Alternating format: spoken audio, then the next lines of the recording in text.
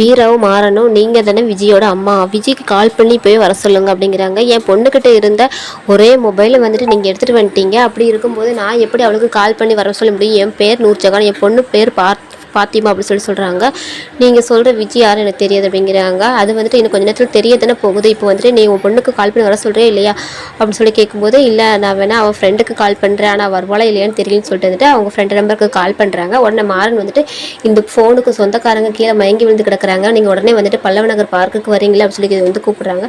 அவங்களும் சரி சொல்லிட்டு கட் பண்ணுறாங்க. கட் பண்ணதுக்கப்புறமா வந்துட்டு இவங்க வந்துட்டு மாறன்னு சொல்கிறாங்க, இவங்களோட புர்கா வந்துட்டு விலைக்கு பார்த்துலாமா, இவங்க ஃபேஸ் பார்த்துலாமா, இவங்க தான் விஜயோட அம்மாவை கன்ஃபார்ம் பண்ணிக்கலாம்னு சொல்லி கேட்குறாங்க. இல்லை அது தப்பு, அதான் அவங்க பொண்ணு வர சொல்லியிருக்கலாம், பார்த்துக்கலாம் அப்படின்னு சொல்லிட்டு வந்துட்டு இவங்க வந்து வெயிட் பண்ணிகிட்டு இருக்காங்க.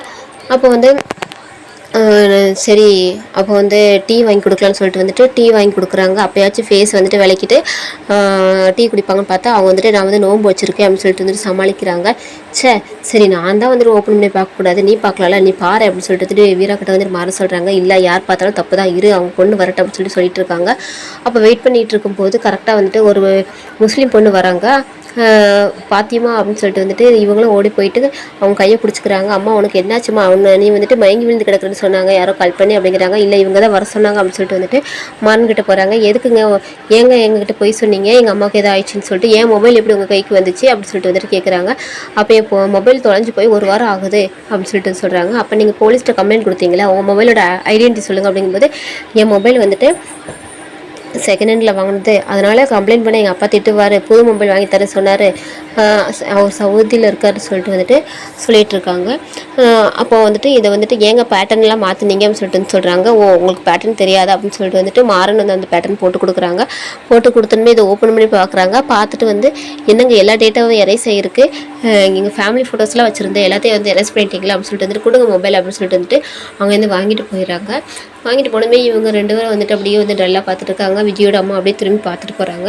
அப்புறம் இவங்க 2 பேரும் காரில் போகும்போது என்ன பெரிய பல்ப் ஆயிடுச்சு போல் அப்படின்னு சொல்லிட்டு வந்துட்டு வீரா கிட்ட வந்து மாறன் கேட்குறாங்க. பல்ப்பு நமக்கு இல்லை, அந்த விஜய்க்கு தான் அப்படின்னு சொல்கிறாங்க. இது கண்டிப்பாக விஜயோட மொபைல் தான், அவள் வந்துட்டு கொஞ்சம் உஷாராயிட்டா, நம்ம பண்ணுறது தெரிஞ்சு அப்படின்னு சொல்லிட்டு இருக்காங்க. அப்போ வந்துட்டு எப்படி சொல்கிற அப்படின்னு சொல்லி கேட்கும்போது, இல்லை கண்டிப்பாக வந்துட்டு இது விஜயோட மொபைல் தான், நான் அதுக்காக தான் வந்துட்டு அவன் மொபைல் வந்து ட்ராக்கர் வச்சுருக்கேன், அவள் தான் உஷாராகவாளா, நான் ஆக மாட்டேன்னா அப்படின்னு சொல்லிட்டு வந்துட்டு வீரா சொல்கிறாங்க. அதே எப்படி உனக்கு அவன் மேலே இவ்வளோ வந்துட்டு டவுட் வந்துச்சு, அவள் வந்து பாதிக்கப்பட்டிருக்கா அது இதுன்னு சொல்லிட்டு அவள் மேலே பரிதாபமாக பேசிகிட்டு இருந்தா, இப்படி எப்படி உனக்கு அவன் மேலே இவ்வளோ சந்தேகம் வச்சு சொல்லி கேட்டுட்ருக்காங்க மாறன். அப்போ வந்துட்டு வீரா சொல்கிறாங்க, என் அண்ணன் வந்து கனவுல வந்து சொன்னார் அப்படின்னு சொல்லிட்டு இருக்காங்க.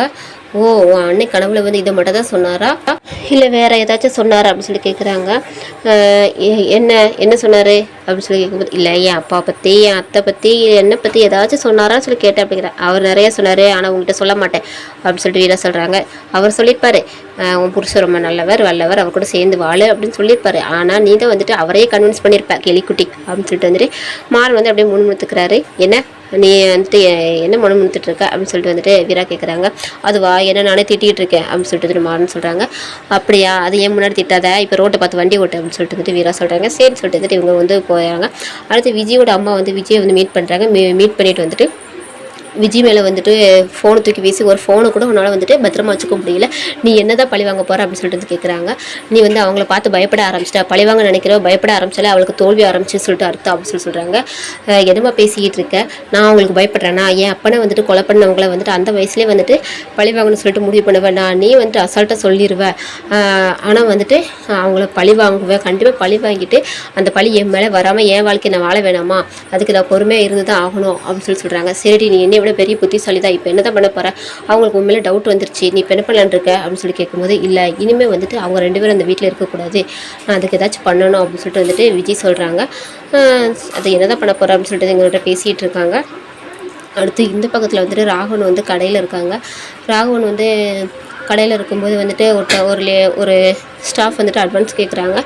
அப்போ வந்துட்டு எதுவுமே நடக்காத மாதிரி அவர் பாட்டுக்கு ஏதோ ஒரு யோசனையில் இருக்கார். இதை வந்து வீரா வந்து பார்த்துட்டு மாமா மாமான்னு சொல்லி கூப்பிடுறாங்க. சொல்லி வீரா அப்படின்னு சொல்லி கேட்கும்போது, இல்லை மாமா நீங்கள் கடையில் தான் இருக்கீங்க, ஆனால் ஏதோ நினைப்பு இருக்கீங்க அப்படின்னு சொல்லி கேட்குறாங்க. என்னாச்சுன்னு சொல்லி கேட்கும்போது, உனக்கு தான் தெரியுமே எனக்கு மனசு சரியில்லை அப்படின்னு சொல்லிட்டு வந்துட்டு சொல்கிறாங்க. நீங்கள் கண்மணி மேலே கோவப்படுறீங்களா மாமா அப்படின்னு சொல்லி கேட்கும்போது, அவன் மேலே கோவப்பட்டு நான் என்ன பண்ண போகிறேன், ஆனால் வருத்தமாக இருக்குது அப்படின்னு சொல்லி சொல்கிறாங்க.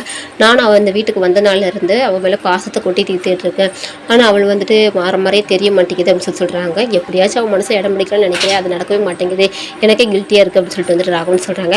நீங்கள் வந்துட்டு கண்டிப்பாக அவள் மேலே பாசமாக இருக்கணுமாம்மா, அப்போ தான் வந்துட்டு அவளும் வந்துட்டு கொஞ்சம் அதுக்கு சான்ஸ் கிடைக்கும். நீங்கள் அவளை விட்டு விலகிட்டீங்கன்னா அவளும் உங்களை விட்டு விலகி போயிடுவா. இப்போ கூட வந்துட்டு நீங்கள் பேசலன்ட்டு அவள் கடைக்கு வரல, நீங்கள் பேசுங்க மாமா, தலையில் இருக்க பாரத்தை தூக்கி வச்சுட்டு கடையை பாருங்கள், சந்தோஷமாக இருங்க, இது வந்துட்டு நான் உங்களுக்காகவும் என் அக்காவோட வாழ்க்கைக்காகவும் தான் சேர்த்து சொல்கிறேன் அப்படின்னு சொல்லி சொல்கிறாங்க.